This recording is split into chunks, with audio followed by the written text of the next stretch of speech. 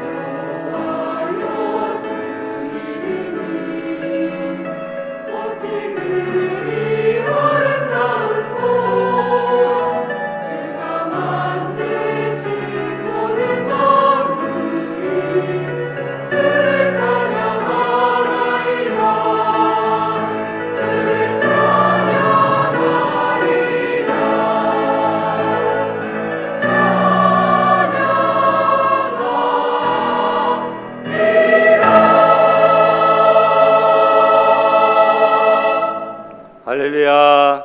아멘. 감사합니다.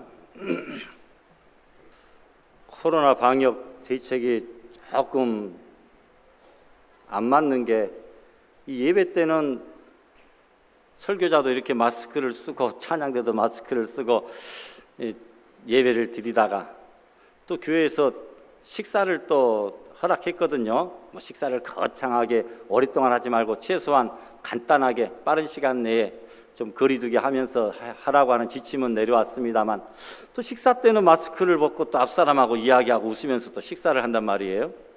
그러니까 참 예배 때는 걸리고 식사 때는 안 걸린다, 뭐 이런 것도 아닌데 좀 그렇더라고요. 다른 교회 보면 설교자가 마스크를 이렇게 벗고 설교를 하는 교회들이 요즘에 거의 대부분입니다. 노예도 보니까 더 좁은 장소에서 따닥따닥 붙어 있어도 설교자가 마스크를 벗었는데, 우리 교회는 환기도 뒷문도 잘 열어놓고 거리도 상당히 좀 되고 여러분들이 마스크를 잘 쓰고 있으니까 제가 오늘부터 좀 마스크를 벗고 양해를 구하고 설교를 좀 해야 되겠다. 마스크 쓰니까 말하는 것도 불편하고 그냥 덥고 답답하고, 그런데 하필이면 또 뭐 더블링 뭐 효과라 벌써 뭐 2배씩 늘어나고 요즘 더 많이 확진되고 있다 하니까 괜히 또 이런 말 하기도 또 부담스럽고, 어찌됐건 추위를 좀 봐가면서 교회에서의 그런 마스크, 또 설교할 때 마스크 이런 것들도 좀 생각해 봐야 되겠다라는 생각입니다. 또 어떤 교회는 거리두기가 해제됐고 함에도 불구하고 교회 실내에서 마스크를 쓰고 있는 한 우리는 점심도 교회에서 안 먹고 오후 예배도 교회에서 생략한다, 이렇게 이야기하더라고요. 언제 할래 물어보면 실내에서 마스크 쓰는 것 해제되면 그때 점심도 먹고 그때 오후 예배도 드린다, 이렇게 하는 교회들도 있습니다. 다 어느 것이 맞는지 뭐 교회 형편 따라 하면 되겠습니다만, 우리는 이것이 가장 우리 교회 형편에 맞다, 적합하다 해서 지금 현재 이렇게 진행을, 또 오후 예배까지 중식까지 이렇게 진행을 하고 있습니다만, 하나님께서 더 좋은 길들을 우리에게 열어주실 것으로 믿고, 또 이렇게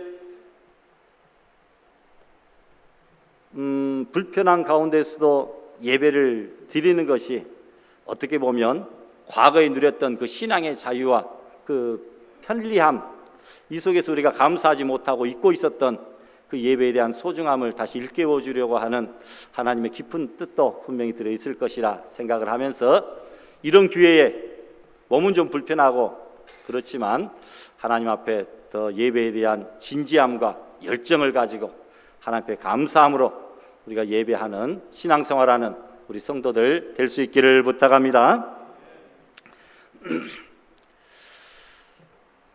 오늘 본문은 우리가 뭐 1년에도 몇 차례씩 살펴보는 그런 본문입니다만, 이 주제를 조금 달리해서 오늘 생각해 보려고 합니다. 이 세상에는 큰 나라지만 작은 나라가 있고 작은 나라지만 또한 큰 나라가 있습니다. 지금 러시아로 개방화된 과거의 구소련, 이 소련은 우주, 군사, 영토, 문화, 예술 면에서 미국과 필적알고 버금갈 만한 아주 큰 나라, 강대한 국가였습니다. 그런데 개방이 되어 막상 문이 열려 들어가 보니까 그 명성에 비해서 먹고 사는 것은 너무나 작은 나라였습니다. 그러나 이스라엘은 인구와 영토 면에서 작은 나라이지만 아주 큰 나라죠. 이스라엘을 가리켜 작지만 큰 나라라, 작은 거인이라 이렇게 말합니다. 땅은 작지만 다방면에서 전 세계를 지배하고 영향을 끼치고 있습니다. 국민의 숫자가 작지만 큰 일을 하고 있는 나라이기 때문에 생겨난 별명이 작은 나라, 큰 나라, 작지만 큰 나라, 이렇게 붙여진 것입니다. 유대인의 총 인구는 약 1,500만 명인데 미국에 700만, 유럽과 아프리카 쪽에 300만, 그리고 이스라엘에 약 500만 명이 살고 있습니다. 그리고 세계 인구의 약 0.2%에 불과합니다. 그런데 세계 역사에 가장 창조적인 일을 한 민족이라 이렇게 인정하고 있습니다. 이스라엘의 영토는 2만 평방킬로미터 정도입니다. 전라남북도를 합한 호남 크기의 그 정도 면적밖에 되지 않습니다. 그러나 이스라엘은 영토는 작지만 그러나 그 영향력은 큰 나라입니다. 이 세상에는 크지만 작은 사람이 있고 작지만 큰 사람이 있습니다. 골리앗은 큰 사람, 거인이었지만 그러나 17살 된 다윗에게 질 정도로, 죽임을 당할 정도로 작은 사람이었습니다. 다윗은 또한 작은 사람 같지만 나라를 블레셋으로부터 구원한 큰 사람이었죠. 전 세계적으로 이스라엘 백성들, 유대인은 작은 것 같지만 큰 사람들입니다. 지금까지 노벨상을 받은 사람을 가장 많이 배출한 나라가 바로 유대인입니다. 이스라엘이죠. 노벨상을 수상한 사람 중에 약 3분의 1이 유대인입니다.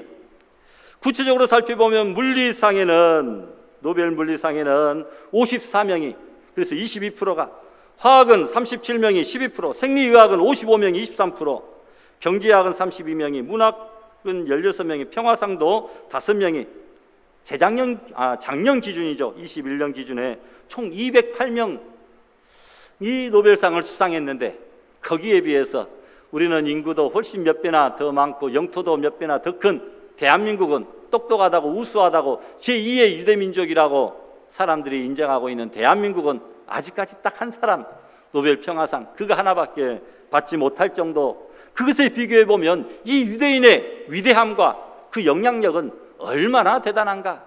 작은 나라라고 볼 수가 없습니다. 작지만 큰 나라다. 미국에 거주하는 유대인의 생활 수준은 미국 국민 평균 수준의 2배입니다. 평균 수준이 3만 불 벌고 있다고 한다면 6만 불을 2배의 수준을 누리고 있죠. 미국 인구의 2%입니다만 그러나 상위 400 가족 중에 24%, 최상위 40가족 중에 42%를 차지하고 있습니다. 미국의 변호사가 70만인데 그중에 20%, 14만 명이 유대인입니다.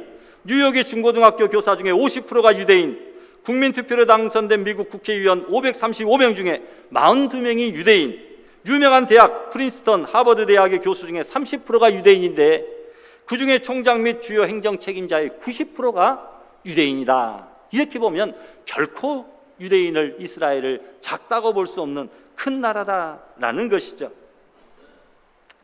여러분, 미국은 물론이고 세계적으로 가장 영향력이 큰 매스컴 뉴욕타임스의 사장도, 워싱턴 포스트지의 사장도, 가장 출판을 많이 하는 랜덤 하우스 출판사의 사장도 다 유대인이다라는 거죠. 세계 속에 영향을 미친 유대인 100명, 이런 책이 있습니다.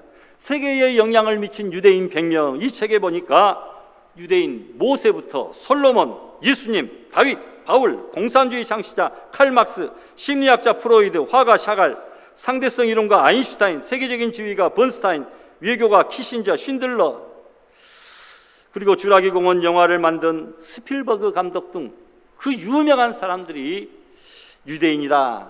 세계를 빛낸 유대인 100명, 이런 책이 있습니다. 유대인들은 그렇게 작으면서도 어떻게 그런 우수한 민족이 될 수 있었을까? 그런 힘이 과연 어디서 나올까? 유대 민족이 그렇게 된 데에는 그렇게 된 또 다른 비결이 있습니다.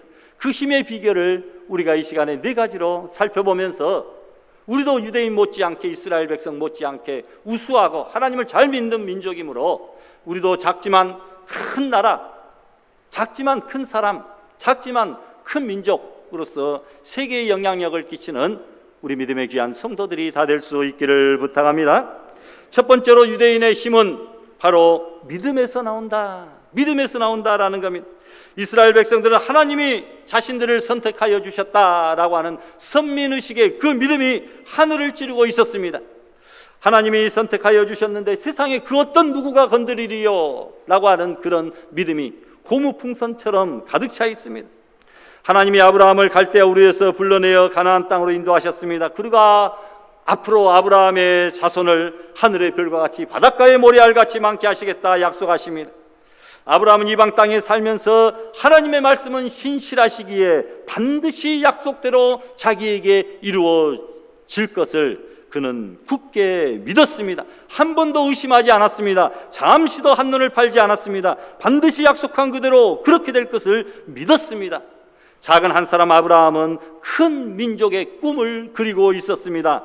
그는 비록 작은 사람이었지만 큰 위대한 사람이었습니다. 지금은 땅이 한 평도 없지만 장차 가나안 땅뿐만 아니라 영적으로, 그리고 군사, 문화, 예술, 종교적으로 이 땅의 모두를, 전 세계를 차지하게 된다. 이런 믿음이 있었습니다. 믿음은 힘입니다. 그 피가 유대인의 피 속에 과거도 그랬고 오늘도 지금 흐르고 있습니다. 유대인들은 그들의 조상 아브라함을 본받아 지금도 작지만 큰 나라입니다. 작지만 큰 사람들입니다. 작지만 위대한 큰 일들을 하고 있다는 것입니다. 그래서 이스라엘 백성들은 늘 외치고 있습니다. 우리는 요나 백성이다. 우리는 요나 백성이다고 외칩니다. 자기들을 대표하는 사람이 요나라고, 요나 선지자라고 말하고 있습니다. 하나님께서는 요나에게 니느웨로 가라고, 거기에서 말씀을 전하라고 하셨지만 요나는 원수 나라인 그 아수르, 그 니느웨가 구원받는 것이 싫어서 다시스로 가는 배를 타고 도망치다가 폭풍을 만났습니다. 배에 있는 사람들은 누군가가 죄인이 탔을 것이라고 하면서 제비를 뽑았는데 요나에게 뽑혔습니다. 그리하여 요나는 바다에 던져지게 된 것이죠. 그때 큰 물고기가 요나를 삼켰습니다. 그 물고기가 뭐냐? 고래라고 말하여도 별로 문제가 없을 것입니다. 사람을 삼킬 수 있는 큰 고기는 고래밖에 없겠죠. 물고기 뱃속에서 요나는 하나님께 회개하며 기도합니다. 고래는 4시간이면 어떤 음식물도 소화시킬 수 있는 소화력을 가지고 있었는데 고래가 요나를 삼켰으나 고래는 요나를 3일 동안이나 소화시키지 못하였습니다. 드디어 고래는 요나가 가야 될 곳인 니느웨의 땅에 토해놓고 말았습니다. 모든 것이 사필귀정이죠. 그러 고래는 요나를 삼켰으나 결국은 소화시키지 못하였기 때문에 이스라엘 백성들은 우리는 요나 민족이다 이야기합니다. 왜 그렇습니까? 애굽이 이스라엘을 삼킨 적이 있었습니다만 소화시키지 못하고 토해냈습니다. 바벨론이 삼켰습니다만 토해냈습니다. 아수르가 삼켰습니다만 소화시키지 못했습니다. 로마가 삼켰습니다만 뱉어내고야 말았습니다. 사라센 제국이 삼켰습니다만 먹지 못했습니다. 그 후에 독일도 심지어 소련도 삼켰습니다만 소화도 못 시키고 결국은 토해놓고 말았기 때문에 자신들은 연합민족이다 이렇게 이야기합니다. 앞으로 그 어떤 누구가 침략하여 삼킨다고 하여도 결국 우리 민족을 소화시키지 못하고 결국은 토해놓고 말 것이다 굳게 믿고 있습니다. 이 믿음이 유대인들을 작지만 큰 나라, 작지만 큰 사람으로 만들었습니다. 여러분, 우리도 하나님을 믿는 이 믿음이 굳건하여져서 비록 작지만 큰 일을 행하는 성도와 교회가 될 수 있기를 부탁합니다. 두 번째로 유대인들의 힘은 바로 기도에서 나왔습니다. 아브라함은 작은 사람이었지만 큰 사람이었습니다. 그 힘은 기도에서 나왔습니다. 아브라함은 조그만 일이든지 큰 일이든지 항상 하나님 앞에 어디로 가든지 번제를 드리며 기도를 했습니다. 오늘 본문에도 7절과 8절에 보니까 가는 곳마다 번제를 드렸다, 기도를 했다, 이런 말씀이 기록이 되어져 있습니다. 아브라함의 소돔과 고모라를 위한 기도는 너무나 유명합니다. 하나님께서 소돔과 고모라를 멸하시기로 작정하셨습니다. 죄악이 너무나 가득 찼기 때문입니다. 그때 아브라함은 기도합니다. 하나님, 의인 50명만 있으면 멸하지 않고 구원해 주시겠죠. 하나님은 그렇게 하시겠다고 했습니다. 찾아보았으나 그 큰 성읍 소돔과 고모라 성에 의인 50명이 없었습니다. 45명으로 줄여서 기도했습니다만 의인 45명을 찾을 수가 없었습니다. 그 후에 40명, 30명, 20명, 10명으로 줄였으나 결국 찾지 못하였습니다. 소돔과 고모라는 의인 10명을 찾지 못하여 다 유황불로 멸망을 당하고 말았습니다. 그러나 아브라함의 끈기 있는 기도는 조카 롯과 그의 가족들을 멸망에서 구원해 내었습니다. 아브라함의 기도는 대단한 기도였습니다. 작은 사람이었지만 큰 사람이 된 힘은 바로 그의 기도 생활에서 비롯되었다라는 것이죠. 그런데 유대인이 그렇게 크게 된 이유도 결국은 기도에 있습니다. 유대인들의 특징은 기도입니다. 우리 한국교회의 특징은 기도다. 옛날에는 이런 말들이 많이 있었습니다. 새벽기도가 유명했었고 통성기도, 합심기도가 유명했었고 철야기도가 유명했었는데 지금은 유명무실해졌죠. 유대인들의 특징은 바로 기도에 있다라고 해도 무방합니다. 하루에 3번씩 시간을 정해놓고 9시, 12시, 오후 3시에 기도합니다. 기도 시간이 되면 거리에 사이렌이 울리면서 기도 시간을 알려줍니다. 베드로와 요한도 오후 3시에 기도하러 갔다가 미문 앞에 앉아있는 거지 안전뱅이를 고쳐준 것입니다. 해마다 6월절이 되면 이스라엘 밖에 살고 있는 디아스포라 유대인들이 6월절을 지키러 이스라엘로 들어가기에 그때의 이스라엘 비행기표 구하기란 하늘의 별 따기와 마찬가지입니다.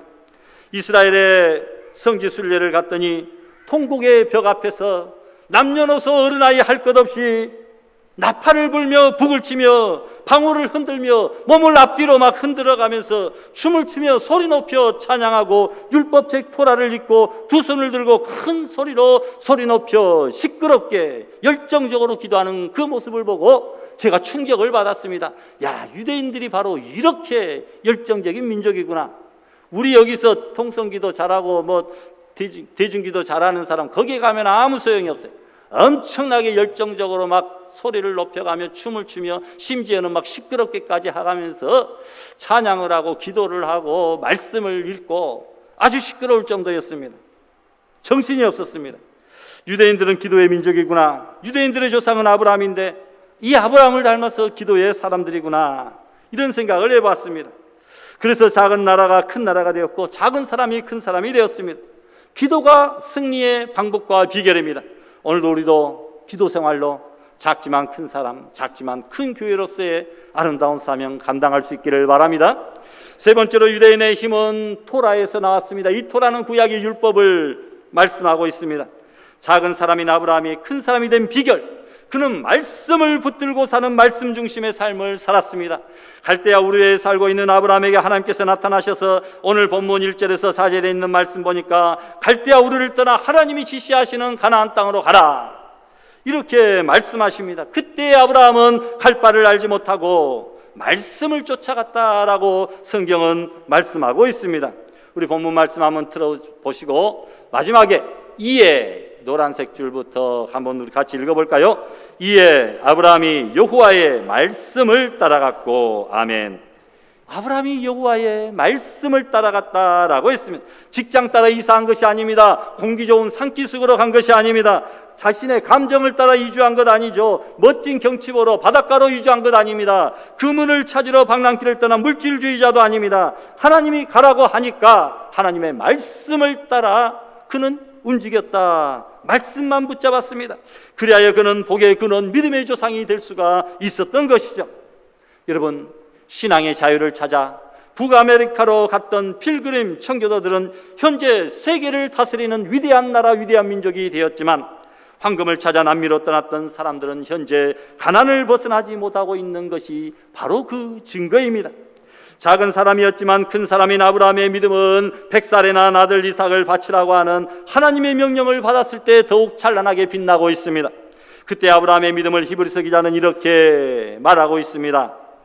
11장 99절에 보니까 아브라함이 바랄 수 없는 중에 바라고 믿었으니 이는 내 후손이 이 같으리라 하신 말씀대로 하나님이 말씀으로 하늘의 별, 땅에 바닷가의 모래알같이 후손 많게 해주시겠다고 하셨는데 이삭 바치라고 하여도 하나님은 결국은 그를 살려주실 것이다, 그를 통하여 더 많은 후손들이 번성케 하여 주실 것이다 라고 하는 그 말씀과 약속을 그대로 믿고 나아갔다. 네 후손이 이 같으리라 하신 말씀대로 그가 아들 이삭을 번제로 드렸다라는 것입니다. 바울은 이 아브라함의 믿음을 또한 이렇게 말해주고 있습니다. 로마서 4장의 말씀 보니까 그가 백세나 되어 자기 몸에 죽은 것 같음과 사라의 태에 죽은 것 같음을 알고도 믿음이 약하여지지 아니하고 믿음이 없어 하나님의 약속을, 말씀을 의심치 않았다. 도리어 믿음이 견고해져서 하나님께 영광 돌리며 약속하신 그것도 역시 말씀이죠. 말씀을 또한 능히 이루실 줄을 확신하였다. 아브라함은 말씀을 붙잡고 약속의 말씀대로 이루어질 것을 확신하며 그 어렵고 힘든 고난의 삶 속에서도 굳건한 믿음을 지키며 살았다는 것입니다. 유대인들은 조상 아브라함을 본받아 하나님의 말씀을 가장 귀중히 여기고 있습니다. 하나님의 말씀을 받아 그대로 살아가는 믿음의 사람들이 되었습니다. 유대인들의 말씀 교육은 또한 탁월합니다. 미국 땅에 도착한 청교도들은 우선 회당을 짓고, 두 번째로 성경학교 공부하기 위하여 성경 공부 학교를 지었고, 그 다음에 자기 집을 지었다라는 것입니다. 먼저 말씀을 가르치는 회당을 지었다. 그 다음에 또 말씀을 가르치는 세상학교도 짓고 자기 집을 지었다라는 겁니다. 청교도들이 미국에 와서 세운 학교가 있습니다. 그 유명한 하버드 대학, 예일 대학, 프린스턴 대학, 모두 이들이 성경 공부하기 위하여 세운 학교들입니다. 일반 학교가 아니라 성경 공부하기 위하여 성경학교로 세운 그런 학교들이다. 어떻게 보면 신학교죠, 성경학교. 그런데 지금은 미국의 최우수 대학이 되었습니다. 이 학교들이 300년간 미국의 교육을 주도하고 세계 선교를 이끌고 있습니다. 영국의 역사학자 아놀드 토인비는 이런 말을 했습니다. 인류 역사 속에 일어났던 문명이 모두 28개였는데 그 중에 18개는 이미 사라져버렸고 9개는 현재 사멸되어 가고 있다, 죽어가고 있다라고 했습니다. 그러나 유대인들의 문명 하나만 현재 생생하게 살아있다. 유대인들의 그 문화와 문명, 전통은 아직도 생생하게 활발하게 살아있다라는 것입니다. 이는 철저히 유대인들이 문명을 지킨 민족이라는 사실을 증명합니다. 그 원인은 바로 토라, 말씀 교육에 있었다라는 것이죠. 1900년 동안 나라를 잃어버리고도 이 나라 저 나라로 유랑하면서도 항상 몸에 지니고 다녔던 것은 성경, 토라와 탈무드였다라는 것이죠. 아버지가 철저히 자녀에게 교육을 시켰습니다. 지금도 유대인들의 최고의 국보는 토라입니다. 그래서 부모 자녀 간의 조상과 후손들 사이에 세대 격차가 전혀 없는 민족, 바로 유대 민족입니다. 요즘에 우리는 우리의 후세 세대를 다음 세대라 이야기합니다. 교회의 미래는 우리 다음 세대에 달려있다. 그러기 위해서는 우리 부모의 믿음과 우리 자녀들 다음 세대의 믿음이 똑같아야 되잖아요. 사고방식과 생활 패턴은 달라진다 할지라도 우리의 신앙과 믿음만은 변질되어지지 아니하고 달라져서는 안 된다라는 겁니다. 그런데 우리가 다음 세대를 요즘에는 또 뭐라고 이야기하냐면 다른 세대라고 이야기합니다. 사사기 2장의 말씀에 나와 있는 오늘 중고등부 본문, 설교 본문이 바로 그 본문이었습니다.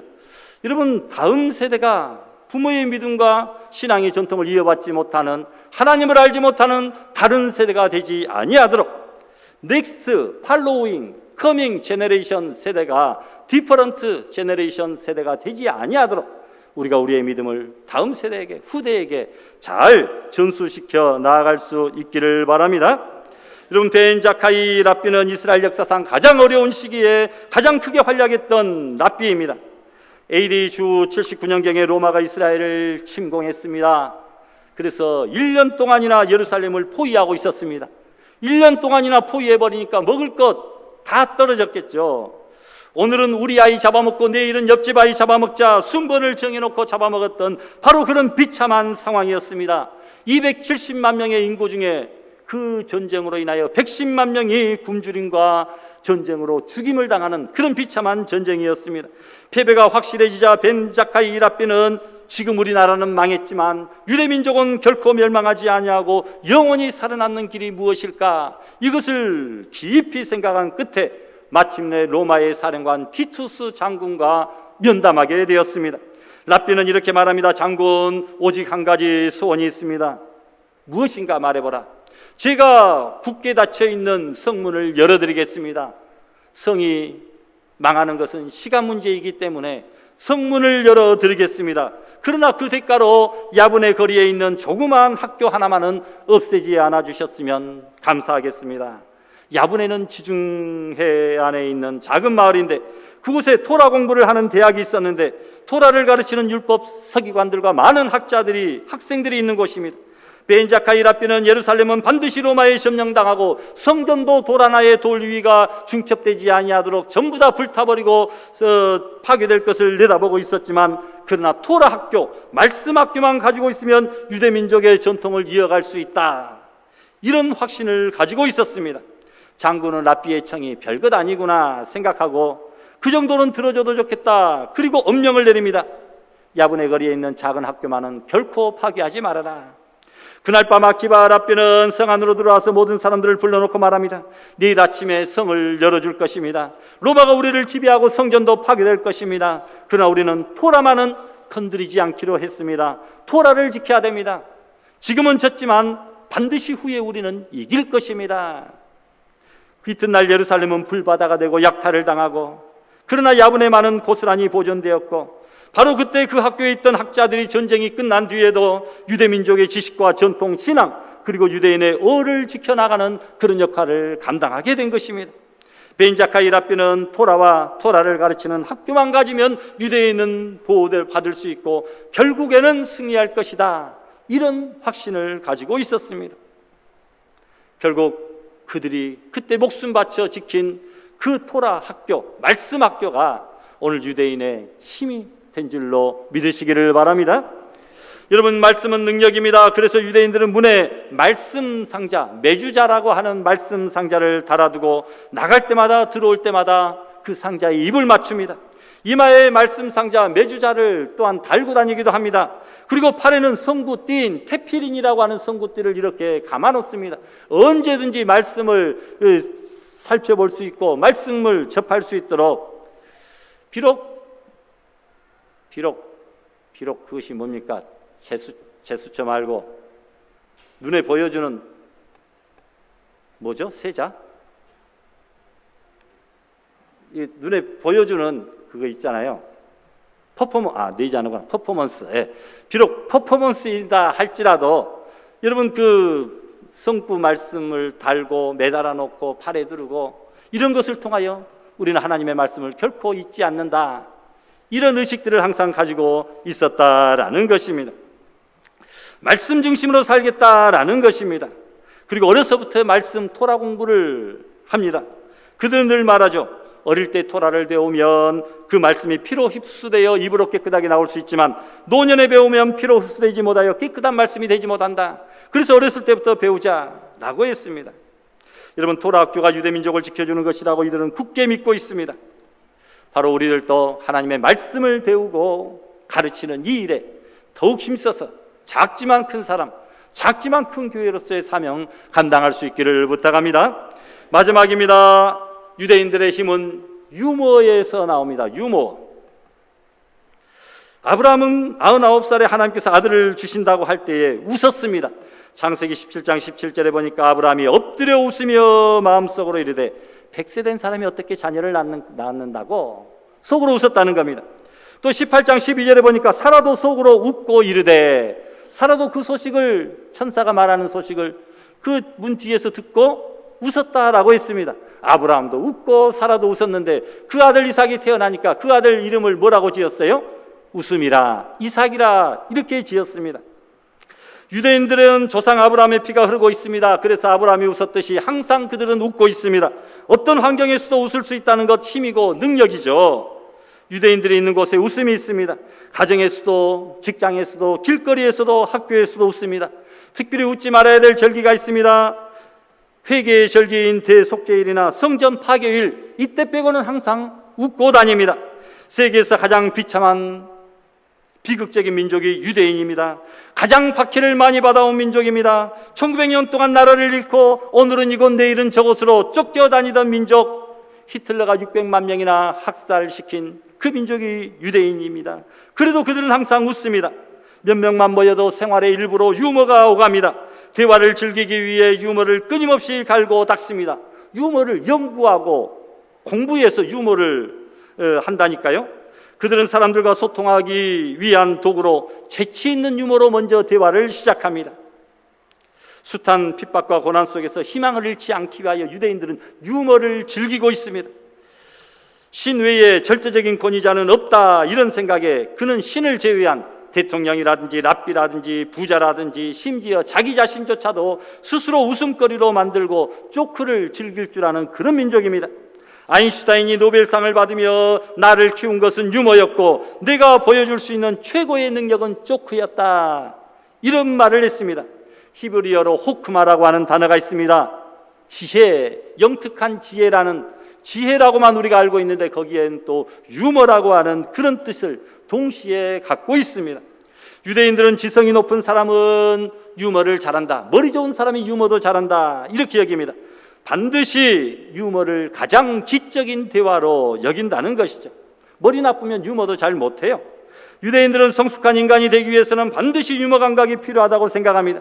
가정의 화목을 이루기 위해서는 가족 구성원이 서로 긴장된 마음을 풀고 행복하게 지내는 것이 무엇보다 중요한데, 아이들이 부모에게 농담을 걸어오면 부모들도 자녀에게 역시 농담으로 재치 있게 받아주는 민족이라고 합니다.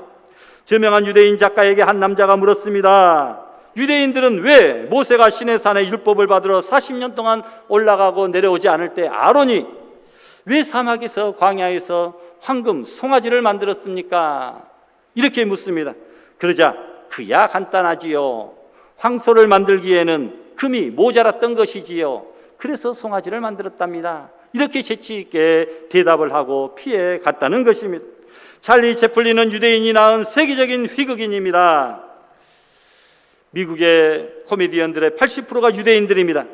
탈무드를 바탕으로 한 유대인의 유머는 재치와 위트를 통해 민족의 역경과 고난을 극복해주는 힘으로 작용하고, 탈무드에는 다양한 유머들이 곳곳에 숨어 있습니다. 약소민족으로서, 고난받는 민족으로서의 그 고난을 웃음으로 극복하고 승화할 줄 알았다라는 것이죠.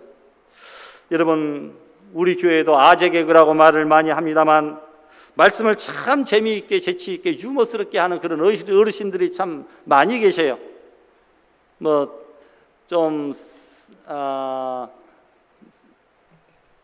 어떤 것은 좀 쓸쓸한 것도 썰렁한 것도 있지만, 그런데 우리 가만히 들어보면 이분이 참 머리가 좋으신 분이구나, 적재적소에 알맞는 그런 재미있는 유머들을 자주 하시는 분들이 많습니다. 이분도 머리가 참 좋으신 분이구나. 그분들이 있어서 대화가 밝고 분위기가 유쾌해지는 그런 모습들이 있는 것을 보게 됩니다. 유럽에서 유대인들은 사방에 벽과 울타리를 친 강제 이주 수용소인 게토에서 갇혀 살았습니다. 거주 자유의 제한을 받게 되었죠. 그런 속에서도 항상 웃음소리가 흘러나왔습니다. 자기들을 억압하고 감시하고 있는 민족들은 인상을 쓰고 찡그리고 있는데, 갇혀 살고 있는 유대인들은 항상 웃었기 때문에 이래저래 미움을 받는 중에 너무 웃는다고, 너무 즐거워한다고 더 큰 미움을 받기도 했습니다. 부모상을 당해도 한 달 이상은 슬픔 속에서 살아서는 안 된다라고 정해져 있습니다. 이유는 단 하나, 유대인들의 하나님은 태양처럼 밝고 즐거우신 분이라고 그들은 알고 있기 때문입니다. 여러분, 그래서 유대인들은 작지만 큰 사람이 되었고, 작은 민족이지만 이 고난과 핍박을 웃음으로, 유머로, 긍정으로 승화시켰기 때문에 그들은 큰 사람, 큰 민족이 될 수 있었던 것이죠. 말씀을 맺습니다. 오늘 코로나의 위협과 인본주의, 과학만능주의, 세속주의, 이단과 사이비, 그리고 여러 가지 정치, 경제적, 반기독 문화적 환경 속에서 힘들게 살아가는 저와 여러분은 비록 작지만 결코 작지 않습니다. 신앙 안에서 영적으로 큰 거장들입니다. 아브라함처럼, 유대인들처럼 믿음 안에서, 기도 안에서, 말씀 안에서, 기쁨과 유머 안에서 날마다 살아감으로 지금은 비록 작지만 영적으로 큰 거장들이 받아 누리는 놀라운 복들을 다 받아 누리는 믿음의 성도들 다 될 수 있기를 주님의 이름으로 축원합니다.